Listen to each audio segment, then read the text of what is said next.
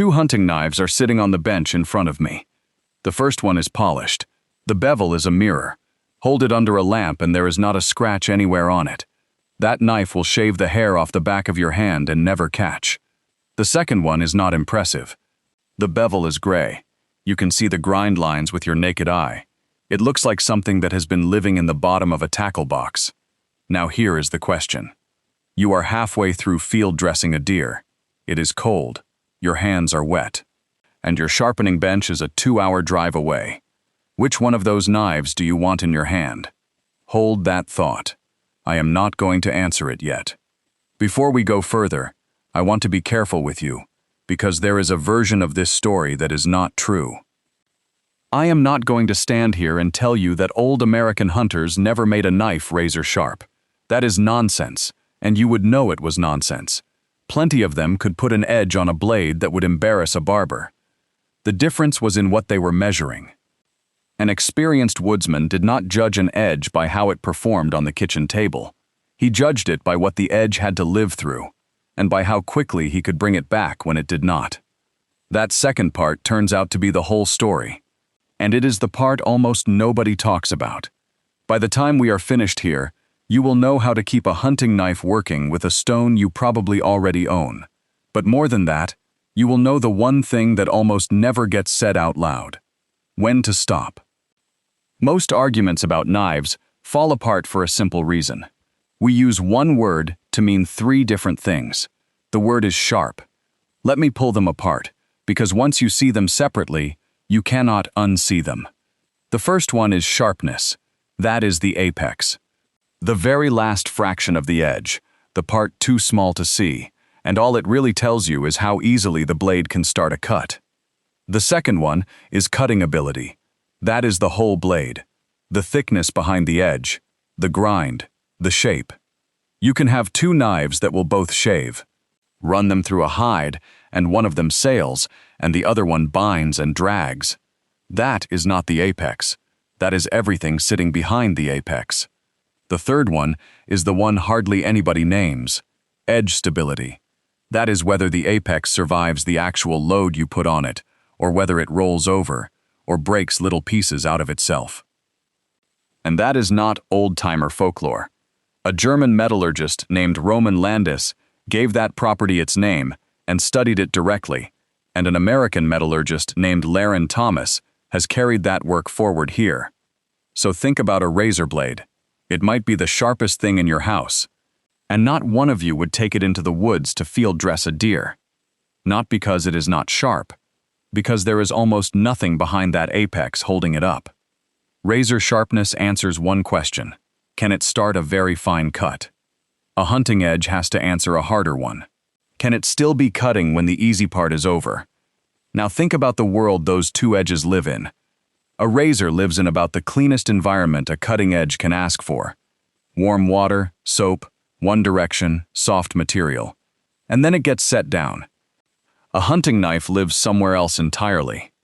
Hide with grit worked into it. Hair. Connective tissue that stretches before it parts. Wet material. The blade twisting a little every time your wrist moves. And every so often, whether you meant to or not, bone. So here is the part most sharpening videos never get to. Laren Thomas ran an edge retention test on one steel, sharpened 3 different ways: a coarse finish, a medium finish, around 400 grit, and an edge polished all the way up on diamond paste. In that slicing test, the polished edge did not win. Edge retention went down as the polish went up. Now I want to be honest about what that does and does not prove. It does not mean 400 grit is some magic number. It does not mean polishing is wrong. In that same work, the note is made that push cutting, where you press straight through instead of drawing the blade, actually does better with a higher polish. Steel, geometry, and the job all matter.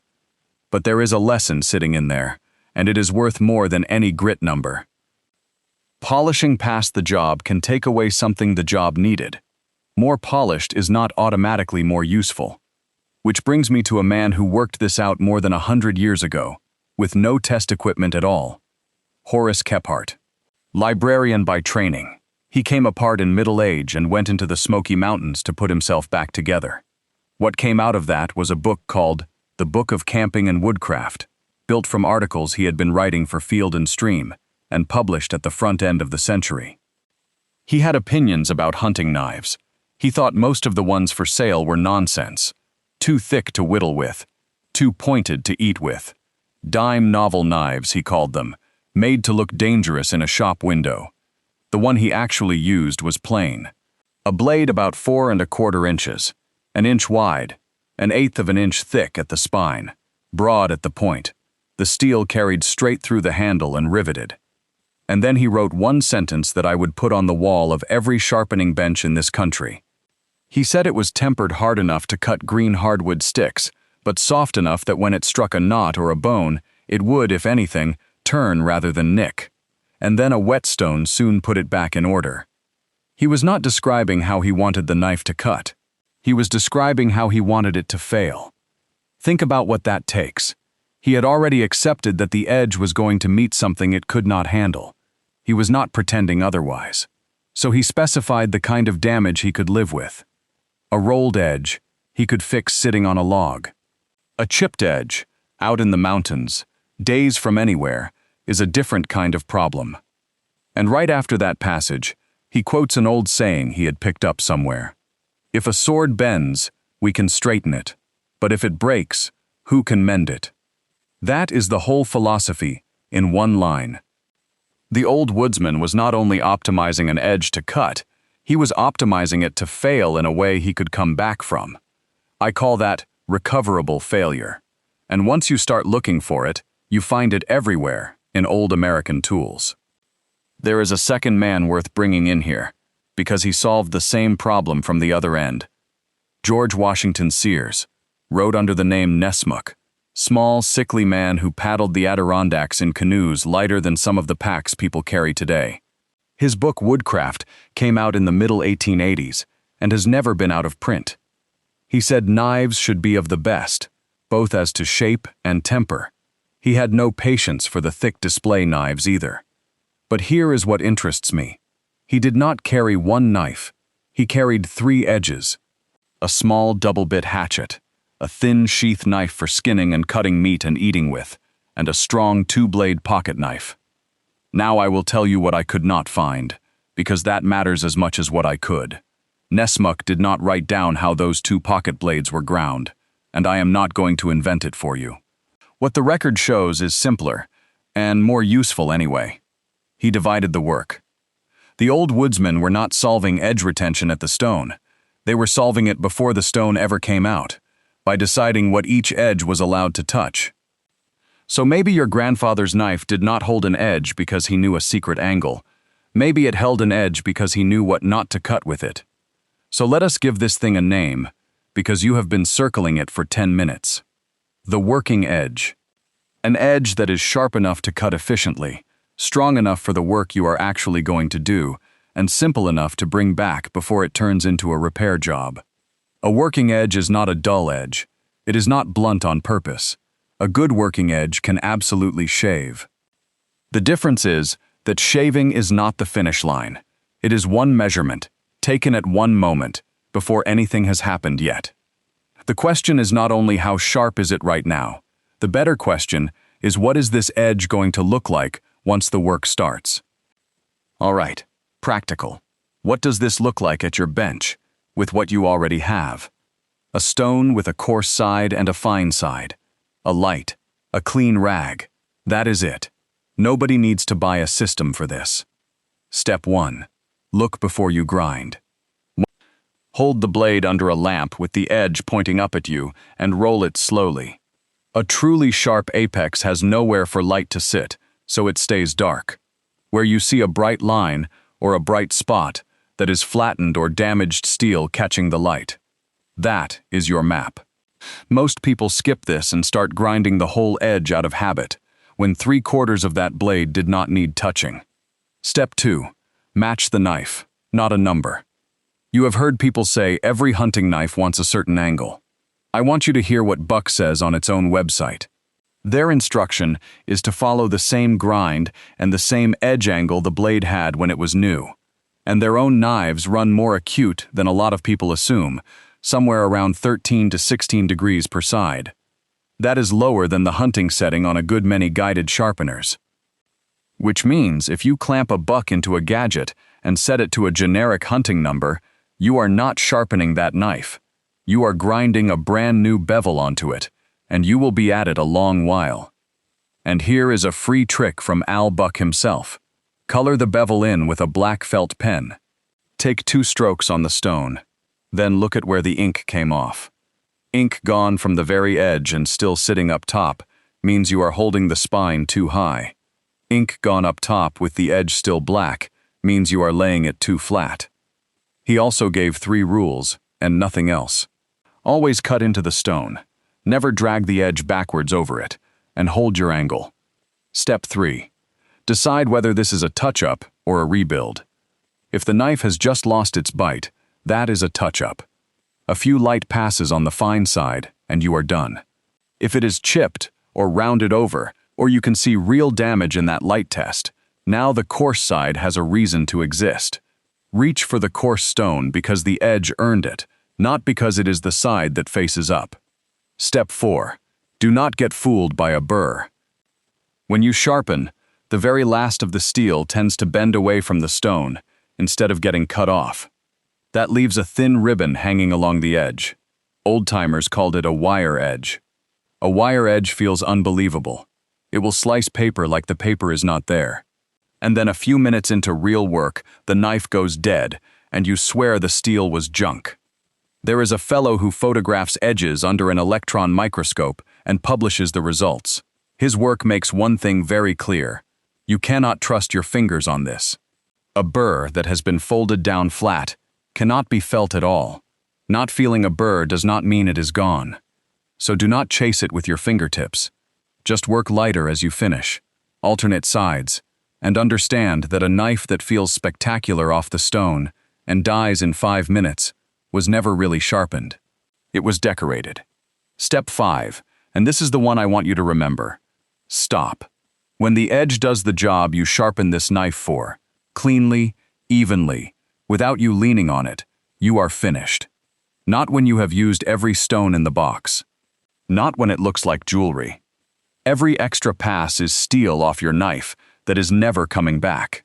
A knife is a bank account you can only withdraw from. There is no deposit. I put this whole routine into a printable working edge field guide. What to look for, when to touch up, when to actually resharpen, how to tell dull from rolled from chipped, and where to stop. It is free, it is printed in large type, and the link is down in the description. Now, 5 things about modern sharpening that would have puzzled an old woodsman. The first one, polishing, because polished looks expensive. A mirror bevel is beautiful. It is also a finish, not a virtue. The blade does not know it is being admired. The second one, taking the angle lower and lower to win a sharpness contest. Thinner does cut better. Thinner is also less supported. You are not cheating physics. You are choosing which side of the trade you want to be on. The third one, waiting until the knife is completely dead before doing anything. Kephart's advice was to keep after the edge, a little at a time, while the tool was in service. A rounded over edge costs you real steel to rebuild. 2 minutes on a Sunday costs you almost none. The fourth one, calling a wire edge a finished edge. We just covered that one. It is the most common way a good sharpening job goes to waste. And the fifth one, which is the biggest of all, asking one hunting knife to do work that belongs to another tool. Kephart said it flatly. The notion that a heavy hunting knife can do the work of a hatchet is a delusion. Cleaving a carcass, splitting kindling, driving a stake, prying a lid, cutting wire. Every one of those is a job that will hurt an edge, and every one of them belongs to something else. One of the easiest ways to preserve an edge in this world costs nothing at all. Put the knife down and pick up the right tool. Which leaves us with one honest question. How do you know if a working edge is actually working? The shaving test tells you the apex is very keen right now. That is real information. It just is not durability, and it never was. And I would rather you not run a blade up your forearm to find out. The paper test is better than people give it credit for, not because paper is like a deer, but because a bad spot in the edge will snag. It finds inconsistency. The light test I showed you is the cheapest and safest of the three, and it is the only one that shows you where the trouble is. But the real test is the boring one. Does the blade start the cut you actually make with this knife, without you having to force it? A test ought to look like the question you are asking. Shaving a patch of arm hair tells you how well that edge shaves arm hair. That is not the job description. So let us go back to those two knives on the bench. The polished one is not a bad knife. That mirror edge is a beautiful piece of work, and for pushing straight through soft material, it may well be the better of the two. And the gray one is not automatically the better hunting knife either. I am not going to hand you that answer, because it would not be true. They are optimized for two different questions. The mirror asks, how keen can this be? The gray one asks, what condition will this be in 3 hours from now? And how fast can I bring it back with the stone in my pocket? That is the whole difference. That is Kephart, choosing an edge that would turn instead of chip. That is Nessmuk, carrying 3 edges instead of asking one to do everything. That is knowing when to reach for the coarse stone, and knowing when to put the stone down entirely. The old hunters were not careless about sharpness. They were practical about it. They understood something we have quietly forgotten. The sharpest edge in the room and the best edge in the woods are not always the same edge. The guide is free, and the link is below. And if you own a knife your father or your grandfather carried, go pull it out tonight and hold it under a lamp, and look at the edge he left on it. That edge is a decision. Somebody made it on purpose. I am Harlan Vance. Thanks for spending some time with me.